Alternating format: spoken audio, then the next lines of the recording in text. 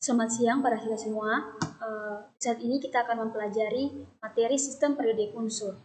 Kita mulai saja. Yang pertama, kita mengetahui kompetensi dasar, yaitu menganalisis kemiripan sifat unsur dalam golongan dan periode. Kemudian ada indikator. Di sini ada 3. Yang pertama menjelaskan pengertian sistem periodik unsur, yang kedua menjelaskan perkembangan sistem periodik unsur, yang ketiga menjelaskan sifat-sifat keperiodikan unsur. Selanjutnya ada tujuan pembelajaran. Di sini ada 3 tujuan pembelajaran. Yang pertama, siswa dapat menjelaskan pengertian sistem periodik unsur, yang kedua menjelaskan perkembangan sistem periodik unsur, yang ketiga menjelaskan sifat-sifat keperiodikan unsur.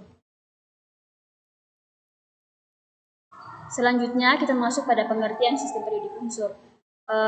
Sistem periodik unsur, di mana susunan unsur-unsur kimia berdasarkan urutan nomor atom. Di sini disusun oleh 3, yaitu yang pertama nomor atom atau jumlah proton dalam inti atom, yang kedua konfigurasi elektron, yang ketiga keberulangan sifat kimia. Selanjutnya masuk pada perkembangan sistem periodik unsur. Pengelompokan logam dan non-logam, yaitu penggolongan unsur yang pertama dilakukan oleh Lavoisier yang mengelompokkan unsur ke dalam logam dan non-logam. Kemudian di sini ada triade de Bruiner, yaitu para ahli kimia, di mana pada tahun 1829 Johann Wolfgang de Bruiner mempelajari sifat-sifat beberapa unsur yang sudah diketahui pada saat itu. De Bruiner ini juga melihat adanya kemiripan sifat di antara beberapa unsur, lalu mengelompokkan unsur-unsur tersebut menurut kemiripan sifatnya. Di sini ada contoh pada tabel, yaitu triade 1, 2, 3 sampai 4, 5, di mana triade 1 ini adalah unsur-unsur yang memiliki kemiripan. Begitupun triade 2 sampai 5. Selanjutnya yaitu hukum Octave Newlands, di mana J.W. Newlands merupakan orang yang mengelompokkan unsur berdasarkan kenaikan massa atom relatif. Pada tahun 1863, ia menyatakan bahwa sifat-sifat unsur berubah secara teratur. Unsur pertama mirip dengan unsur ke-8, unsur kedua mirip dengan unsur ke-9, dan seterusnya.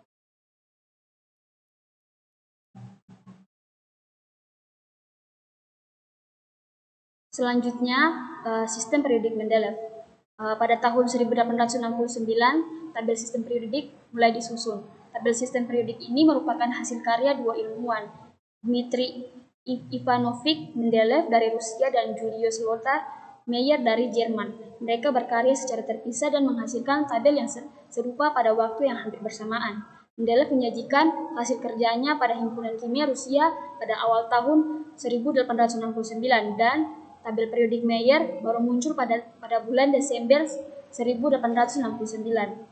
Di sini ada pun kelebihan dan kekurangan. Kelebihan yang pertama yaitu sifat kimia dan fisika unsur dalam satu golongan mirip dan berubah secara teratur. Kedua, valensi tertinggi suatu unsur sama dengan nomor golongannya.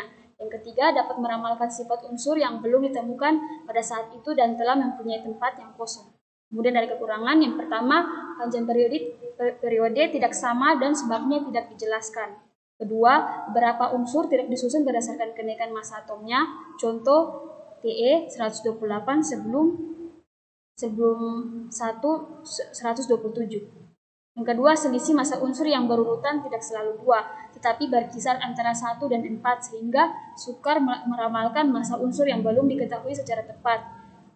Berikut, valensi unsur yang lebih dari 1 sulit diramalkan dari golongannya. Yang terakhir, anomali atau penyimpangan unsur hidrogen dari unsur yang lain tidak dijelaskan.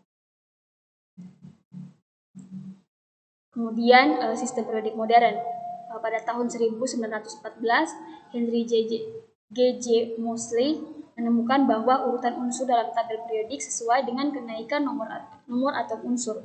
Moseley berhasil menemukan kesalahan dalam tabel periodik Mendeleev, yaitu ada unsur yang terbalik letaknya, penempatan tellurium dan iodin yang tidak sesuai dengan kenaikan massa atom relatifnya, ternyata sesuai dengan kenaikan nomor atom.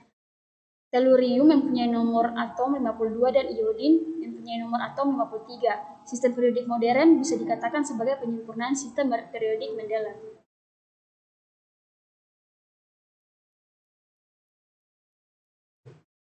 Ya, kemudian masuk pada sifat keperiodikan unsur, di mana sifat-sifat yang berubah secara beraturan sesuai dengan kenaikan nomor atom, yaitu dari kiri ke kanan dalam satu periode atau dari atas ke bawah dalam satu golongan. Di sini sifat keperiodikan unsur yang pertama dari jari-jari atom, yaitu jari-jari atom adalah jarak dari inti hingga kulit elektron terluar. Besar kecilnya jari-jari atom terutama ditentukan oleh dua faktor, yaitu jumlah kulit dan muatan inti. Kemudian ada energi ionisasi, yaitu energi ionisasi adalah energi yang diperlukan untuk melepaskan elektron yang terikat paling lemah oleh suatu atom atau ion dalam wujud gas. Kemudian ada afinitas elektron. Afinitas elektron adalah besarnya energi yang bisa dihasilkan atau dilepaskan apabila suatu atom menarik sebuah elektron. Kemudian ada keelektronegatifan, yaitu keelektronegatifan adalah kecenderungan suatu atom dalam menarik pasangan elektron yang digunakan bersama dalam membentuk ikatan. Unsur yang mempunyai energi ionisasi dan afinitas elektron yang besar tentu akan mempunyai keelektronegatifan yang besar pula. Kemudian ada sifat logam dan non-logam. Sifat logam bergantung pada energi ionisasi. Semakin besar energi ionisasi, semakin sukar bagi atom untuk melepas elektron, dan semakin berkurang sifat logamnya. Yang terakhir, kereaktifan. Kereaktifan suatu unsur bergantung pada kecenderungannya melepas atau menarik elektron dari kiri ke kanan dalam satu periode. Mula-mula kereaktifan menurun, kemudian bertambah hingga golongan 7A. Ya, yang terakhir yaitu tugas rumah bagi para siswa sekalian, yaitu yaitu tugasnya tentang sifat-sifat periodik unsur. Kalian menulis dalam bentuk kalian buat tugas dalam bentuk tulisan, yaitu menjelaskan tentang sifat-sifat periodik unsur. Dari pertama, dari atom, energi ionisasi, afinitas elektron, keelektronegatifan, sifat logam dan non-logam, dan yang terakhir kereaktifan. Sekian pertemuan pada siang hari ini, dan terima kasih.